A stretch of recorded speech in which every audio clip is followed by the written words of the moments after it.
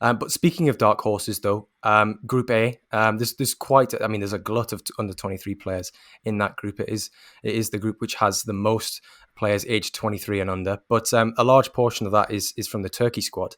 And Phil, you've got a bit of a you got a bit of a liking to this squad here because as you were saying before off air that they've got players like Halil Dervishoglu who you were surprised to see but pleasantly surprised. And Okan Kukcu in the middle. I think there's quite a good young core there. No, definitely. I mean, in terms of dark horses, I've heard a lot of people say Italy, but I'm not really sure they're like a traditional dark horse. I know they've kind of been in the wilderness for a bit.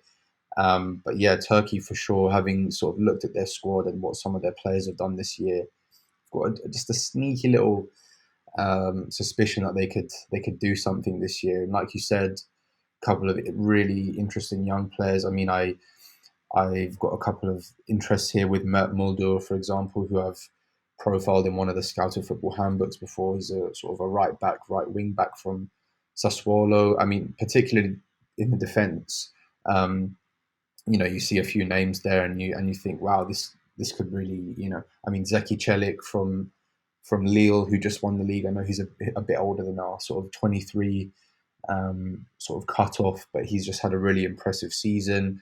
Even Chala Soyuncu, who's a bit older now as well, but was definitely on the scouted radar.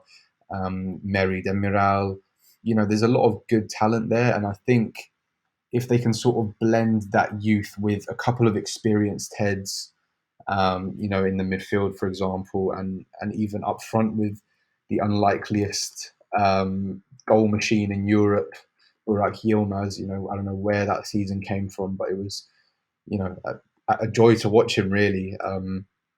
If they can sort of get him firing with Hakan Çalhanoğlu, for example, Yusuf Yazici, even Cengiz Under, who's still somehow 23. I don't know how that's happened. Seems like he's been around forever. But even like Chan Ayhan as well in the defense. So yeah, for me, these guys are like one to. This team is one to watch for sure because I think they could slowly pick up a few results in the group stages and do some damage. But for sure, I think defensively, they have some really strong, exciting names in there.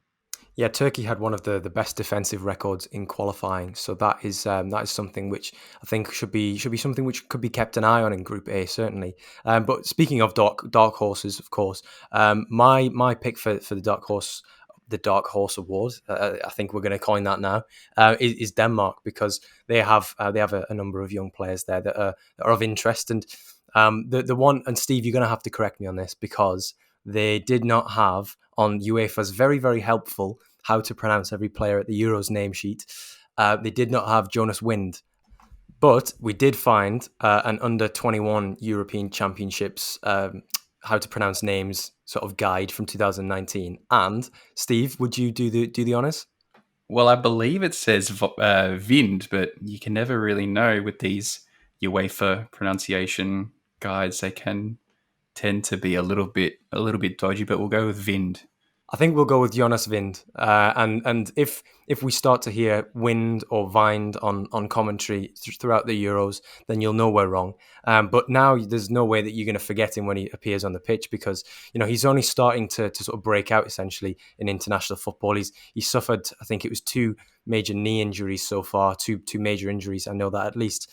But this season for Copenhagen, he's been prolific. He's been involved in I think 25 goals in around 32 games.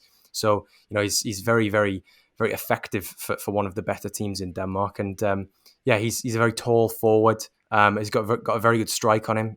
Expect him to take penalties.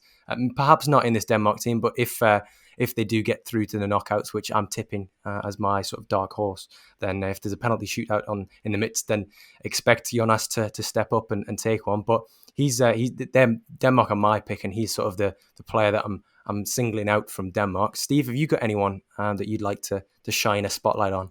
Well, I'm not sure we'll get to see a lot of him, but Mikael Damsgaard would be a really interesting one, even coming off the bench, because I think he'll give you that bit of pace and that electric counter-attacking speed on the break to hopefully disrupt some defenses, and then he'll give you a lot of defensive effort, which Denmark might need in not the toughest of groups, but he'll definitely have a tough go against Belgium, and I think Russia will be pretty competitive as well. So yeah, I definitely think he can get through that group. That's Group B with Belgium, Russia, Denmark, and Finland.